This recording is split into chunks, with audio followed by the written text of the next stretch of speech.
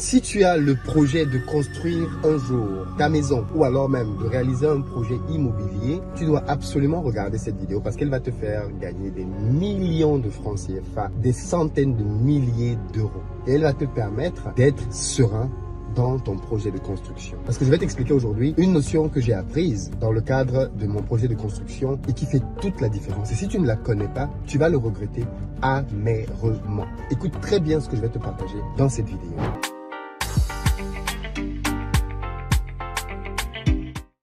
Salut à toi, bienvenue sur ma chaîne, moi c'est Philippe Simo et ici je te parle de business, de développement du continent africain. Donc si ça t'intéresse, tu t'abonnes mon ami. Pour ceux d'entre vous qui êtes en Côte d'Ivoire, qui arrivez prochainement à Abidjan, si vous avez besoin d'un véhicule pour vous déplacer, vous le savez déjà, vous nous contactez au numéro qui s'affiche et on mettra à votre disposition pick-up, SUV, berline en fonction de votre budget. Si vous êtes plutôt à la recherche d'une maison, sachez que nous construisons de belles villas duplex à Bingerville, à Abidjan en Côte d'Ivoire, à partir de 35 millions de francs CFA. Donc n'hésitez pas à venir visiter et choisir la villa qui vous convient. Pour certaines d'entre elles, nous pouvons échelonner vos paiements sur 2 ans maximum. La balle est dans votre camp, donc pour devenir propriétaire, ne perdez plus de temps. Alors j'ai décidé aujourd'hui de faire une vidéo dans laquelle je vais vous partager gratuitement sur la chaîne YouTube le type de contenu que je réserve pour l'espace membre. Vous savez que sur cette chaîne, il y a un espace membre, n'est-ce pas? C'est-à-dire qu'à côté du bouton s'abonner, il y a un bouton membre, rejoindre. C'est un bouton qui vous permet de rejoindre ma communauté. Et dans cette communauté-là, je crée du contenu exclusif qui n'est pas disponible sur YouTube. Et peut-être que certains d'entre vous se sont souvent demandé, mais qu'est-ce que je partage dans cette communauté? Est-ce que c'est pertinent? Est-ce que ça vaut la peine de prendre un abonnement alors que Philippe partage déjà énormément de choses gratuitement sur YouTube? Je vais vous partager donc dans cette vidéo le type de contenu que je donne dans cet espace-là. Et ensuite, vous allez vous-même décider si ça vaut la peine ou pas. Mais je pense que ça vaut largement la peine. Parce que dans cet espace-là, je partage des choses un peu plus techniques. Parce qu'en fait, ce genre de choses-là, ce sont de vraies formations. Ce sont de vraies choses qui font gagner beaucoup de temps et beaucoup d'argent aux entrepreneurs. Et donc, j'ai décidé de partager ce genre d'astuces-là dans l'espace membre. Dans l'espace membre, vous avez 3 formules d'abonnement. Une formule vraiment de base, je crois que c'est la Silver, une formule Gold et une formule Platinum. Je vous conseille de prendre à minima la formule Gold, voire Platinum. Parce qu'avec la Gold, vous allez avoir accès notamment à des masterclass que je donne. Et quand vous êtes dans l'option Platinum, vous avez encore plus de bonus. Donc si vous pouvez, prenez la Platinum parce qu'avec la Platinum, je vous donne même les accès aux masterclass que je fais parfois les dimanches là, quand vous êtes Platinum là-dedans. Mais sinon, à défaut de cela, minimum Gold pour avoir accès aux lives. Et parfois, j'invite des gens pour parler de sujets techniques uniquement disponible pour les membres. Alors, de quoi je vais vous parler aujourd'hui? Je vais vous parler d'une notion très importante. En Côte d'Ivoire, vous le savez, je fais de la promotion immobilière, c'est-à-dire que j'achète des terrains, je construis des maisons. J'en ai parlé d'ailleurs tout à l'heure en début de vidéo, que je commercialise par la suite. Pour faire cette activité-là, je m'appuie sur plusieurs prestataires. Et l'un des prestataires, c'est une société de construction.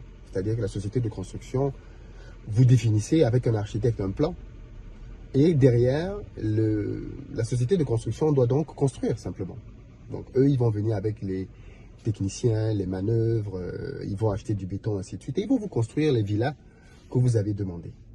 Et vous avez, en plus de cela, donc j'ai aussi un cabinet de contrôle qui vient pour vérifier que les travaux ont été bien faits et pour réceptionner les paiements. Ça, c'est ce qu'on a fait. Ok? Du moins, c'est ce qu'on faisait avant. Parce qu'on a changé les choses. Jusqu'au jour où on est arrivé à un stade là où on a eu des villas. Et après la livraison, donc après qu'on ait payé entièrement le fournisseur, le constructeur, on a constaté que quand il pleuvait, une des villas dans une mini-cité qu'on avait construite avait des infiltrations assez importantes que les autres n'avaient pas du tout. On a essayé de comprendre, on est reparti vers le constructeur et il nous a clairement fait comprendre que de quoi on parle. Lui, il a fait ce qui était prévu au contrat. Il n'y a rien à dire, ainsi de suite. Bon, on a donc dû, par nous-mêmes, payer encore un autre constructeur pour qu'il vienne nous aider à colmater cette brèche-là. Ça a été une leçon importante pour moi. Je me suis dit, mais c'est compliqué quand même. Quand on a fini de te construire ta maison, comment tu fais derrière pour t'en sortir? Qu'est-ce que tu as derrière? Eh bien, j'ai trouvé la réponse à cette question-là dans mon projet au Cameroun. Il se trouve que dans le cadre de mon projet au Cameroun, j'avais commencé déjà par prendre un artisan avec qui ça ne s'est pas bien passé du tout. C'est quelqu'un qui se prévalait de beaucoup de choses, qui était supposé être le meilleur constructeur au monde. Mais au moment de l'exécution, on ne s'entendait pas du tout, pour le dire assez poliment. J'ai eu à ce moment-là la grâce de rencontrer un monsieur qui lui aussi est un grand constructeur, parce que je devais lui faire une interview. Et en discutant avec lui, enfin du moins suite à l'interview, j'ai été frappé par son intégrité, sa manière de voir le business de la construction. Et je lui ai donc parlé de mon projet. Il m'a posé quelques questions et tout de suite il a décelé le fait que dans mon projet il y avait beaucoup de lacunes. Et pourtant on parle quand même ici d'un projet à 1 milliard de francs CFA, donc à plusieurs millions d'euros. Il y avait beaucoup de lacunes et il m'a dit là, si tu continues comme ça mon ami, je crains le pire pour toi. Et donc il m'a dit déjà, tu n'as pas une bonne équipe. Aujourd'hui tu as juste un constructeur, tu as un architecte, mais tu n'as pas un bon bureau de contrôle. Il te faut un bon bureau de contrôle et il te faut un certain nombre d'autres éléments. Voilà comment donc il va devenir le... Je vais lui proposer, il va accepter de devenir le contrôleur de mon projet. Juste que le contrôleur de ton projet, ça a un coût, les amis, c'est pas gratuit. Elle dit, tu as déjà l'argent de la construction que tu payes. Maintenant, tu dois payer un cabinet qui doit contrôler les études et qui doit contrôler les réalisations sur le chantier de ce que la société de construction fait. Ok, soit. Donc, on décide donc d'accepter cette manière de travailler et d'aller avec le constructeur et le contrôleur. Mais prendre ce contrôleur a été la meilleure décision que j'ai jamais prise sur ce projet. Parce qu'à la fin de la journée, il va devenir quelqu'un qui va me faire littéralement gagner beaucoup de temps, beaucoup d'argent, beaucoup d'énergie. Le précédent constructeur, parce que les choses n'allaient pas bien, il n'était pas fluide, et on n'était qu'au début du projet, eh bien, me pompait énormément d'énergie, énormément d'énergie. Quand quand le contrôleur, qui à la base est constructeur aussi, mais qui a un bureau de contrôle, en réalité qui contrôle ses propres projets, quand le bureau de contrôle va donc entrer dans la danse, très rapidement, il va mettre en évidence le fait que le précédent constructeur, devait se conformer à un certain nombre de choses pour la sécurisation du projet. Mais face à de nouvelles exigences qui sont arrivées sur le projet, le constructeur a simplement abandonné. Il a décidé de se retirer. Et on s'est donc retrouvé sans constructeur. Ce qui finalement n'était pas plus mal parce que ça nous permettait de repartir à zéro. Et donc, le cabinet a fait un appel d'offres dans lequel il a été question de solliciter plusieurs constructeurs, parmi lesquels des constructeurs chinois d'ailleurs, et des constructeurs locaux camerounais. Au thème de consultation, on a choisi un constructeur qui était très intéressant au niveau du pricing, mais qui avait aussi beaucoup d'expérience. Et surtout, le constructeur, le contrôleur m'a dit, c'est quelqu'un avec qui j'ai déjà travaillé sur plusieurs projets, et franchement, il délivre. Il délivre. Et il est sérieux. C'est pas quelqu'un qui va essayer de venir dans ton projet pour te créer des pannes à gauche à droite, pour essayer de te prendre de l'argent. C'est pas sa mentalité. Donc, sur la base de ces recommandations et du dossier qui était signé, on décide de prendre donc ce nouveau constructeur. Mais c'est là encore une décision qui a changé radicalement la face du projet, parce que le nouveau constructeur qu'on a pris finalement et avec qui on travaille jusqu'aujourd'hui, extrêmement satisfait. Vraiment très bon, professionnel, rien à redire sur son travail, mais vraiment rien à redire. Un vrai soutien pour le projet, quelqu'un qui te décharge complètement, tu n'as plus aucun stress, aucune pression par rapport à ton projet. Parce qu'il y a un gars qui s'en occupe vraiment et qui construit assez rapidement d'ailleurs. Je me rappelle qu'à l'époque où on était encore à la phase d'élévation du bâtiment, il faisait poutre dalles. Vous savez, quand vous faites un bâtiment, vous faites des dalles, vous mettez des poutres, vous mettez l'étage au-dessus, ainsi de suite, poutre, dalle, ainsi de suite. Et il faisait des étages entiers, poutre, dalle, en 3 semaines et demie. Chaque étage, 3 semaines et demie, on est à l'étage suivant.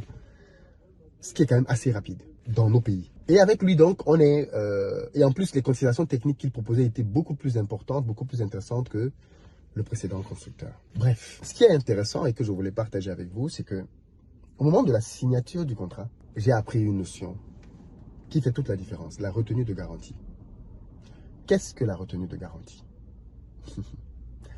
La retenue de garantie, c'est une clause qui, dans un contrat de construction, généralement on la retrouve dans les contrats de marché public. Il y a toujours une retenue de garantie quand c'est l'État. Mais les particuliers peuvent aussi mettre une retenue de garantie dans leur contrat. C'est juste que je pense que beaucoup ne le savent pas. Et je vais donc déjà faire une petite parenthèse ici. Si vous avez l'intention de construire quelque chose, ne commettez pas l'erreur d'aller prendre, comme beaucoup d'entre nous le font, quelqu'un avec qui vous n'allez pas signer un contrat béton. Ne prenez pas le maçon du quartier Ne prenez pas l'architecte du quartier et confiez-lui votre projet de construction. Ne faites pas ça. Je me suis rendu compte que les sociétés de construction acceptaient même de construire des petites maisons. Elles vont peut-être être un peu plus chères en apparence que le maçon ou le technicien à qui vous auriez confié le projet. Mais à la fin de la journée, ils vont vous délivrer un travail de bien meilleure qualité. Mais vraiment de bien meilleure qualité. Surtout si vous tombez sur une bonne société. Alors les sociétés dont je parle ici, je le précise, seront à Back to Africa. Parce que moi, quand je tombe sur des gens qui travaillent bien, je veux que ma communauté puisse en bénéficier. Parce que pourquoi allons-nous faire les mêmes erreurs? Quand tu tombes sur quelqu'un qui travaille bien, eh bien, tu veux que les autres le connaissent aussi, n'est-ce pas? Eh bien, que ce soit le constructeur, que ce soit la société de contrôle, je veux bien évidemment, l'année dernière déjà la société de contrôle était à l'événement, mais je veux qu'ils reviennent pour qu'ils puissent gérer vos projets de construction. Vous allez voir toute la différence, mais vraiment toute la différence. Donc, ne tombons plus dans ce piège de vouloir faire des fausses économies en allant prendre un artisan qui nous semble être le moins cher et qui va en réalité mettre à risque notre projet. Combien de personnes ont eu des problèmes avec des artisans? Donc, c'était une parenthèse. Allez prendre quelqu'un de professionnel, quelqu'un qui a des réalisations que vous pouvez vérifier. Et ensuite, signer un bon contrat de génie civil. Parce que là aussi, quand le contrôleur est arrivé dans la danse, il s'est très vite rendu compte que le contrat qu'ils avaient signé précédemment était un contrat vide. Il n'y avait pas les bonnes clauses d'un contrat de génie civil là-dedans. Donc, quand on a refait un appel d'offres, on a donc eu un vrai contrat de génie civil, de construction en tout cas. Et dans ce contrat-là, donc, on a intégré un certain nombre de clauses, parmi lesquelles la retenue de garantie. Et c'est quoi donc la retenue de garantie? Ce n'est rien d'autre qu'une somme que tu retiens entre 3 et 5% et qui sera remise au constructeur après la fin du projet, à une période que vous avez convenue. 3 mois, 6 mois, 9 mois, 12 mois. L'idée de cette clause est de protéger le donneur d'ordre d'une éventuelle mauvaise surprise. Je vous ai pris tout à l'heure un exemple dans lequel on a construit des maisons, on a payé un constructeur et après on s'est rendu compte qu'il y avait des défauts et des défaillances et on ne pouvait rien faire. Si vous avez une retenue de garantie, ça ne marche pas comme ça. Avec la retenue de garantie, même si le constructeur refuse, enfin, même si le constructeur, une fois que vous avez réceptionné le bâtiment, vous avez réceptionné la maison, vous avez réceptionné l'immeuble, vous avez 3 mois, 6 mois, 9 mois, 1 an pour tester la maison et vous assurer qu'il n'y a aucun problème. Si par mes aventures, vous vous rendez compte que, je dis n'importe quoi, vous avez votre dalle qui fuite, vous avez peut-être des murs qui se craquellent, vous avez peut-être, je ne sais pas moi, quelque chose, une infiltration d'eau. Parce que quand vous pouvez réceptionner votre bâtiment en été, quand il fait chaud. Mais vous ne savez pas comment votre bâtiment va se comporter face à la saison des pluies. Or, si vous avez une retenue de garantie, vous ne stressez pas. Parce que vous savez que de toutes les façons, le bâtiment va être éprouvé à toutes les saisons avant de pouvoir faire ce dernier paiement. La retenue de garantie est un principe qui dit que toute malformation que vous allez pouvoir détecter, le constructeur a l'obligation de la corriger à ses propres frais. Vous ne payez rien du tout. Et s'il ne le fait pas, vous utilisez la retenue de garantie.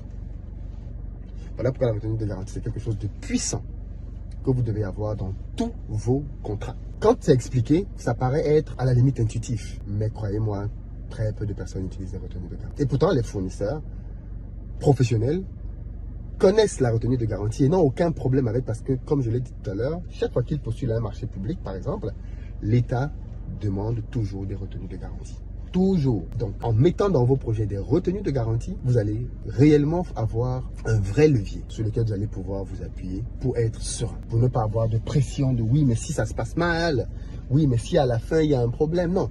5% de tout le montant du projet. Et alors, d'ailleurs, au niveau de la facturation, puisque le projet, vous le facturez au fur et à mesure, l'intérêt de la retenue de garantie, c'est que vous allez pouvoir retenir progressivement aussi la somme. Donc, par exemple, à chaque fois qu'il y a une facture, vous retenez 5%, 3% en fonction du montant qui a été convenu. Et à la fin du projet, vous avez donc une somme que vous avez retenue et que vous allez pouvoir payer 1 an après si tout s'est bien passé. Il n'y a eu aucun problème. Et s'il y a eu des problèmes et qu'il les a réparés, que vous êtes d'accord avec la réparation, vous allez pouvoir payer. Donc la retenue de garantie, c'est quelque chose de très puissant que je vous conseille fortement d'utiliser dans tous vos contrats. C'est la notion que je voulais partager avec vous dans cette vidéo. Dites-moi dans les commentaires ce que vous en pensez. Est-ce que vous avez déjà eu des circonstances là où la retenue de garantie vous aurait sauvé? Parce que bien souvent, les artisans, quand ils signent avec nous, ils veulent que le jour où ils quittent ton bâtiment, que tu lui aies donné tout son argent et que vous vous dites bye bye. Mais si après il y a une défaillance, tu commences à lui courir après et bien souvent, tu n'as rien du tout. Tu peux te protéger de ça avec une retenue de garantie. Ok? Si ça vous intéresse davantage de contenu de cette nature, vous venez dans l'espace membre, comme j'ai dit, parce que c'est là que je vous donne davantage de pépites comme celle-ci qui sont des choses un peu plus techniques et que je considère ne pas forcément intéresser tout le monde parce que l'espace membre n'intéresse pas tout le monde. Par contre, les personnes qui veulent avoir de la vraie connaissance un peu plus approfondie en termes de business, les amis, c'est l'espace membre qu'il vous faut. À côté du bouton rejoindre, prenez votre place. Peace!